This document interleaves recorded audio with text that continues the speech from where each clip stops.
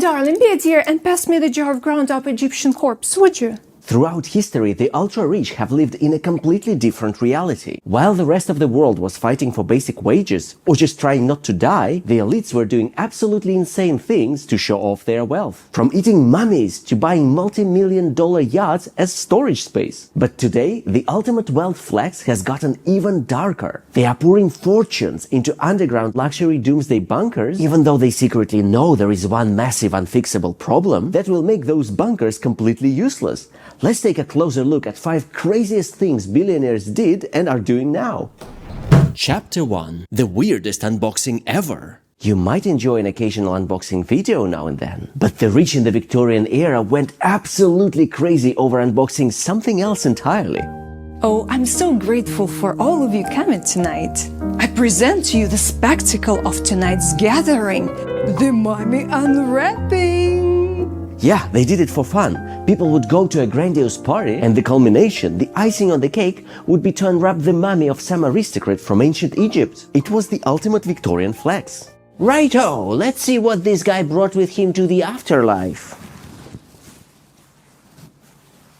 Oh, look! A scarab amulet. We shall put it in the display cabinet next to the stuffed badger.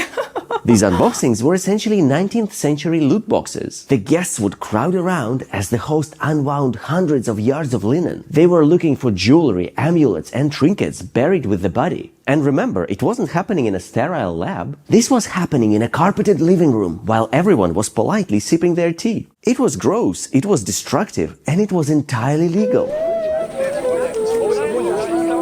I say, my good man, are you selling mummies? Have you procured any of decent quality? Alas, pharaohs are entirely sold out. But this one is in splendid condition. He was a priest in Thebes. A bit common, but he'll have to do. I'll take him.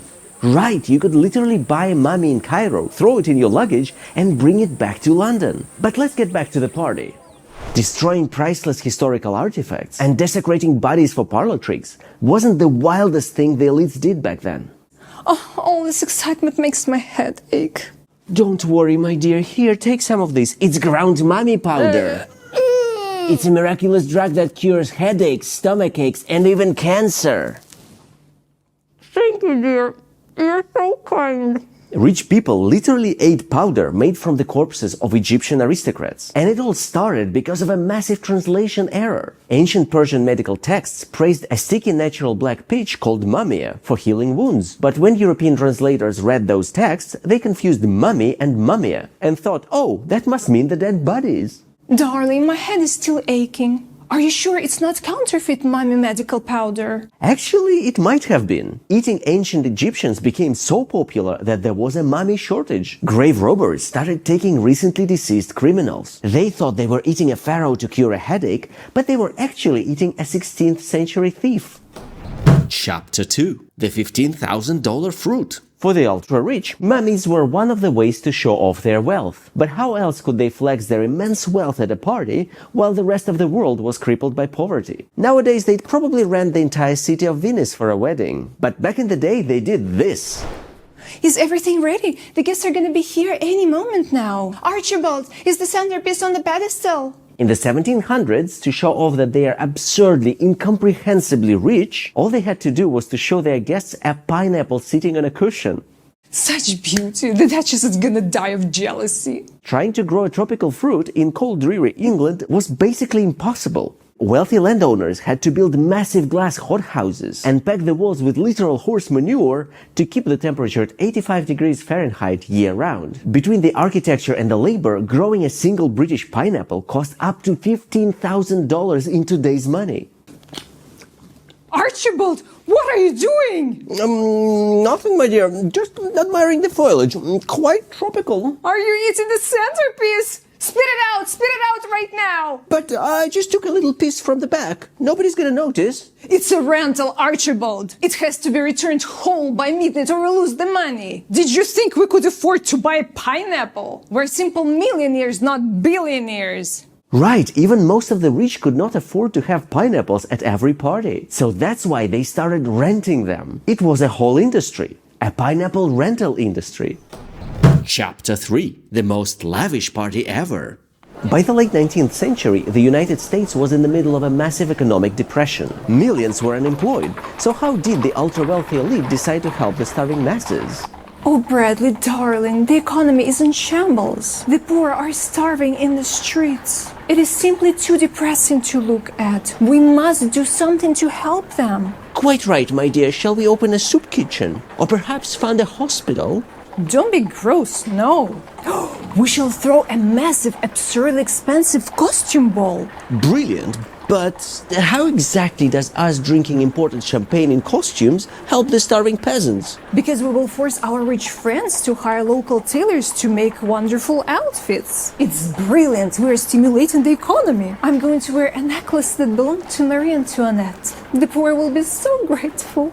This actually happened. Cornelia and Bradley Martin decided that the best way to cure a national economic depression was to throw a party that cost the equivalent of about $9 million today. They transformed the hotel into a replica of the Palace of Versailles. The guests wore millions of dollars worth of actual crown jewels they had bought from impoverished European royalty. They genuinely tried to spin this as an act of charity, claiming that by buying expensive dresses and eating caviar, they were creating jobs. But if you think that throwing a multi-million-dollar costume party in the middle of an economic crisis and calling it charity sounds familiar, yeah, they literally still do this. It is called the Met Gala. But back in 1897, the public wasn't buying it. Bradley, why are there hundreds of angry people with pitchforks outside? Did they not like my dress? It appears that our charity has deeply offended them, my dear. They are talking about raising taxes for the rich. Starving people don't really care about posh costumes when they can't afford bread. The public backlash was so incredibly vicious that the Bradley Martins literally had to flee the United States to escape the mob.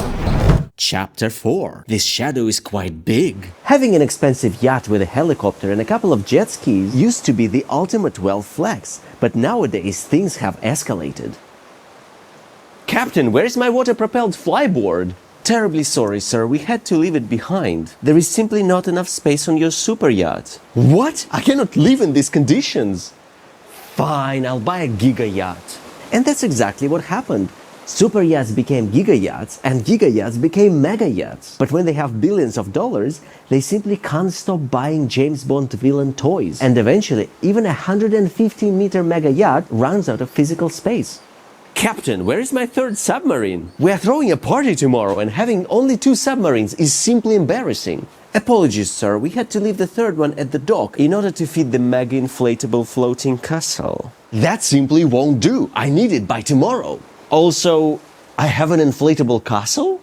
Apparently so, sir. And so, in order to fit all their toys, their helicopters, and hundreds of staff members required to manage it all, the Mega Rich invented the Shadow Yacht. It is a secondary multi-million-dollar vessel whose entire job is to follow the main yacht around like a floating garage. It also improves the aesthetics. Now I don't have to look at all these helicopters and the extra staff while drinking my morning espresso. Yeah, honestly, I can't help but think that with appetites like this, soon enough it won't just be a shadow yacht. They're going to start buying shadow fleets. Captain, write that down. Call the shipyard. I'm going to be the first one with the shadow yacht fleet.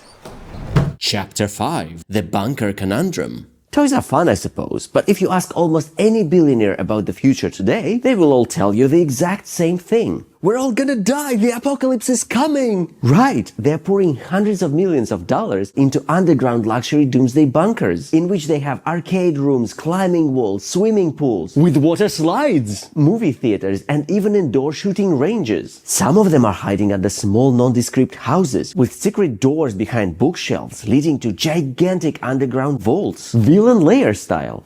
But it's arguably the stupidest investment ever, because there is one massive problem they simply cannot solve.